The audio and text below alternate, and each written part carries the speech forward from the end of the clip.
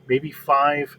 Uh, you know, everybody's come up with their own designs, which is something I intend to at some point try and get to. It's just that whole thing, and I've said this plenty of times in the past, trying to balance the whole work, doing the videos, and family life. And if I kind of shy down a little bit on the family life, I kind of get little nudges from the wife. I need to be with the family a little bit more, which rightly so. So I do what I can, and some of the stuff it will take time, but we will get to some of this stuff. Just like I do have very good intentions, even if it never gets into a D6 format. There's a lot of people that have come up with their own designs that I've seen online, and I would really love to do a lot of those to bring it out to everybody else's view. A lot of people, even if it's designs I'm not very fond of, because a lot of these they're coming out with huge crew compliments, they've poured their heart into these things, and you know what? I think they deserve to be able to be seen by others. Um, I've already stated many times I prefer smaller ships with smaller crews because I think of pretty much everything in gaming terms with a small group of guys. But that doesn't mean we couldn't have things that look at, you know, everyone else's opinions for how the world may work in their universe is still very valid because they're looking at it from a different angle than I do. And I don't want to, say it doesn't. It does very well make a lot of sense in their campaigns and their worlds and so on and so forth. I just look at it because, like I said, I'm doing gaming with a small group of guys, and I want to have ships that have a very small crew, and I look at it in those terms. So, with that being said, it's nice to see a support vessel like a shuttle for the Klingon Empire. We don't get to see very many of these, so being able to bring this to you is fun and wonderful. Later on in the week, we're going to get to the bird of prey, and it's going to be a mess because it's going to be a longer video because unfortunately, I think to truly do it justice, it has to be. And again, later on in the week, I'll have the time to do it, but I just don't at the beginning of the week. And my weekend was busy. I actually had the weekend off, but I was busy doing other things. So, with that, thanks for visiting. Thanks for listening to me rant a little bit extra on my own personal life, which has nothing to do with you guys. You're wonderful for putting up with me. I'm hoping you're having a wonderful day, and we'll see you in the next video.